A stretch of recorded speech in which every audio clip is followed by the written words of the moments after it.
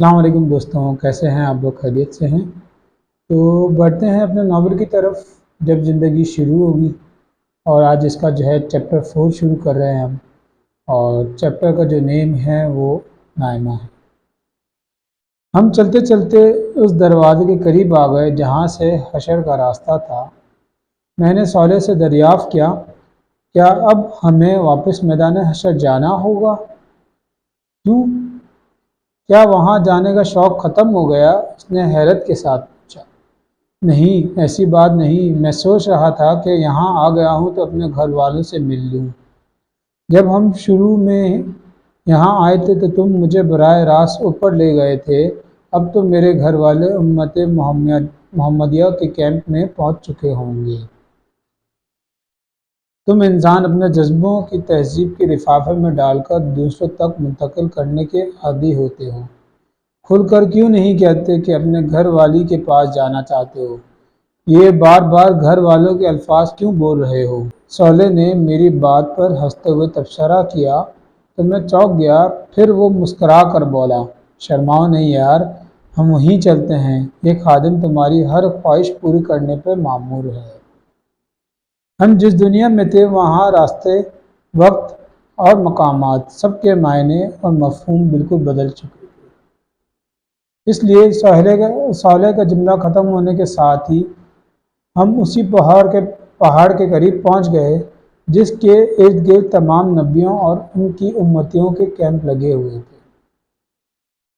شاید میں نے تمہیں پہلی دفعہ یہاں آتے وقت یہ بتایا تھا کہ اس پہاڑ کا نام آراف ہے۔ اس کی بلندی پر تم گئے تھے، اور یہ دیکھو امت محمدیہ کا کیمپ قریب آ گیا ہے۔ ہم پہاڑ کے جس حصے میں تھے وہاں اس کا دامن بہت دراز تھا، اس لیے وہاں بہت گنجائش تھی، مگر وہ پورا مقام اس وقت ان گنت لوگ سے بھرا ہوا تھا۔ پہاڑ کے ارد گرد اس قدر رش شاید کسی اور جگہ نہیں تھا۔ میں نے صالح سے مخاطب ہو کر کہا، لگتا ہے سارے مسلمان یہاں آ گئے ہیں۔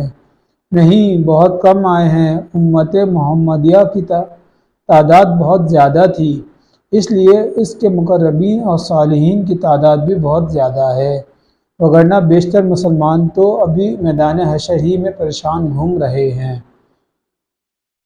تو میرے زمانے کے مسلمان بھی یہاں ہوں گے۔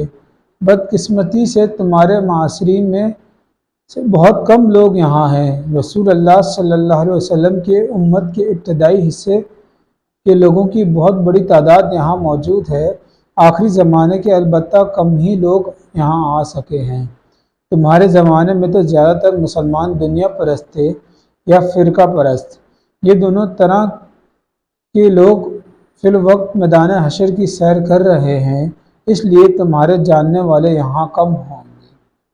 جو ہوں گے ان سے تم جنت میں داخل کے بعد دربار میں مل لینا۔ یہاں تو ہم صرف تمہارے گھر والوں سے ملا کر تمہاری آنکھیں ٹھنڈی کریں گے اور فوراً واپس لوٹیں گے۔ خبر نہیں کس وقت حساب کتاب شروع ہو جائے۔ یہ دربار کیا ہے؟ صالح کی گفتگو میں جو چیز ناقابل فہم تھی میں نے اس کے بارے میں دریافت کیا۔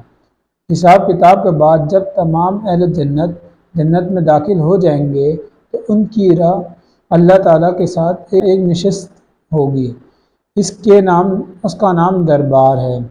اس نشست میں تمام اہل جنت کو ان کے مناصب اور مقامات رسمی طور پر تفویض کیے جائیں گے۔ یہ لوگوں کی ان کے رب کے ساتھ ملاقات بھی ہوگی اور مقربین کی عزت افزائی کا موقع بھی ہوگا۔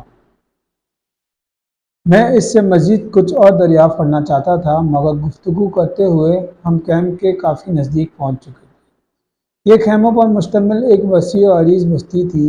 اس بستی میں لوگوں کے کیمپ مختلف زمانوں کے اعتبار سے تقسیم تھے۔ بعض خیموں کے باہر کھڑے ان کے مالکان آپس میں گفتگو کر رہے تھے۔ یہیں مجھے اپنی بہت سے ساتھی اور رفقا نظر آئے جنہوں نے دین کی دعوت میں میرا بھرپور ساتھ دیا۔ ان کو دیکھ کر مجھے اتنی خوشی ہوئی کہ بیان سے باہر ہے۔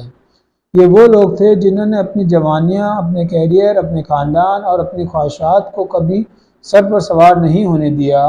ان سب کو ایک حد تک رکھ کر اپنا باقی وقت، صلاحیت، پیسہ، جذبہ خدا کے دین کے لیے وقف کر دیا تھا۔ اسی کا بدلہ تھا کہ آج یہ لوگ اس ابدی کامیابی کو سب سے پہلے حاصل کرنے میں کامیاب ہو گئے، جس کا وعدہ دنیا میں ان سے کیا گیا تھا۔ یہی ہمیں امت مسلمہ کی تاریخ کی بہت سی معروف ہستیاں نظر آئی۔ ہم جہاں سے گزرتے لوگوں کو سلام کرتے جاتے، ہر شخص نے اپنے خیمے میں آ کر بیٹھنے اور کچھ کھانے پینے کی دعوت دی، جسے صالح شکریہ کے ساتھ رد کرتا چلا گیا۔ البتہ میں نے ہر اس شخص سے بعد میں ملنے کا وعدہ کیا۔ راستے میں صالح کہنے لگا، ان میں سے ہر شخص اس قابل ہے کہ اس کے ساتھ بیٹھا جائے۔ تم اچھا کر رہے ہو، ان سے ابھی ملاقات طے کر رہے ہو۔ ان میں سے بہت سے لوگوں میں سے بعد میں وقت لینا بھی آسان نہیں ہوگا۔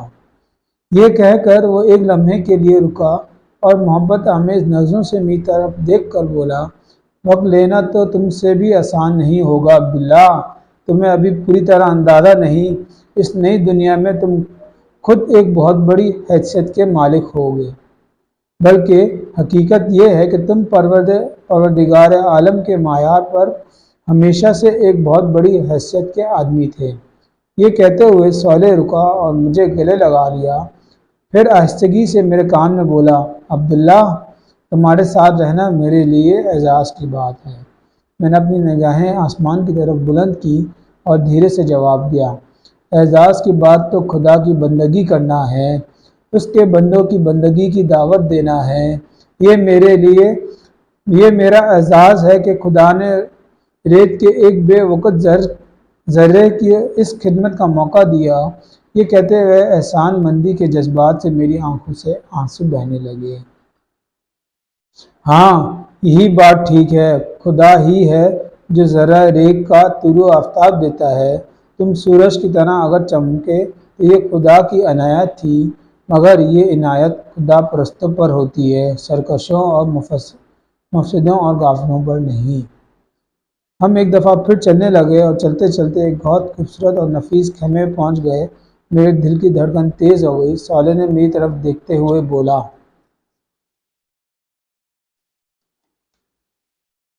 نائمہ نام ہے تمہاری بیوی کا؟ میں نے اس بات میں گردن ہلا دی۔ صالح نے انگلی سے اشارہ کر کے کہا، یہ والا خیمہ ہے۔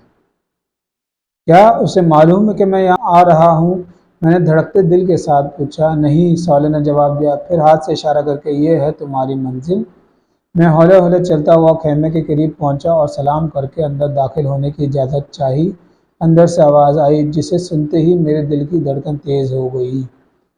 آپ کون ہیں؟ عبداللہ۔ تو انشاءاللہ نیکسٹ ویڈیو میں پھر اس کو کنٹینیو کریں گے اور کوشش کریں گے کہ ہم اللہ تعالیٰ کو راضی کرنے والے ہو جائیں۔ آج آپ دیکھتے ہیں کہ ہمارے ہاں جو ہے ہم ایک دوسرے کو دعوت دیتے ہیں، بلکہ اگر آپ کو میں بتاؤں تو حضرت محمد صلی اللہ علیہ وسلم جو ہے ہمارے آخری نبی، اور ہم سب کا ایمان ہے کہ اللہ تعالیٰ نے جو ہے ان کے بعد اب کوئی نبی نہیں آئے گا، مطلب وہ آخری ہیں، خاتم النبیین ہیں۔ اور اس امت کے بارے میں فرمایا گیا ہے کہ یہ امت ایسی ہے جو لوگوں کو برے کاموں سے روکتی ہے اور اللہ تعالیٰ کی طرف بلاتی ہے اور اچھے کام کی دعوت دیتی ہے۔ تو یہ کام جو ہے میرے آپ کے ہر امتی جو حضرت محمد صلی اللہ علیہ وسلم کے امتی ہیں، سب کے ذمہ لگ گیا ہے کہ ہم ایک دوسرے کو دین اسلام کی دعوت دیں۔ تو اس میں ہمیں کام بھی کرنا چاہیے، اس میں ہمیں مسجد میں بھی جانا چاہیے، مسجد میں جا کے سارے اس کے اعمال کرنے چاہیے، تعلیم کرنی چاہیے اور ہمیں پڑھنا چاہیے اور دوسروں کو بھی اس کی دعوت دینی چاہیے کہ اللہ تعالیٰ نے جو دین ہمیں دیا ہے وہ بہت بہترین دین ہے۔ اگر ہم اس کو پڑھیں گے تو قرآن پاک میں اور حضور صلی اللہ علیہ وسلم کی سنتوں میں ایک ایک چیز کا ذکر ہے۔ آخری نبی نہیں آئیں گے، اس چیز کا ذکر جو ہے اللہ تعالیٰ کے آخری نبی نے اپنے آخری خطبے میں، جسے ہم حجۃ الوداع کا خطبہ کہتے ہیں، اس میں انہوں نے فرما دیا ہے کہ میرے بعد اب کوئی نبی نہیں آئے گا، میں ایک ایسا ہوں کہ ایک اینٹ ہے اور اس اینٹ میں وہ آخری اینٹ تھی، وہ آخری اینٹ ہمارے نبی حضرت محمد صلی اللہ علیہ وسلم ہیں۔ تو ایک عمارت مکمل ہو گئی۔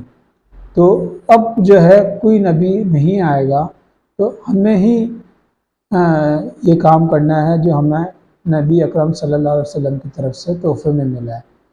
تو اللہ تعالیٰ ہمیں ہمت دے، طاقت دے، بلکہ توفیق دے کہ ہم اس کام میں آگے سے آگے بڑھ کے حصہ لیں، اور تمام مسلمان جتنے بھی مسلمان ہیں اور غیر مسلم ہیں کوئی بھی ہیں، تو اللہ تعالیٰ جو ہے ان کو جو ہے جنت میں داخل والا بنا دے، مطلب ان کو ہدایت دے اور ہم صحیح دین پر چلنے والے ہو جائیں۔ انشاءاللہ نیکسٹ ویڈیو میں پھر ملاقات ہوگی، تب تک کے لیے اللہ حافظ، السلام علیکم۔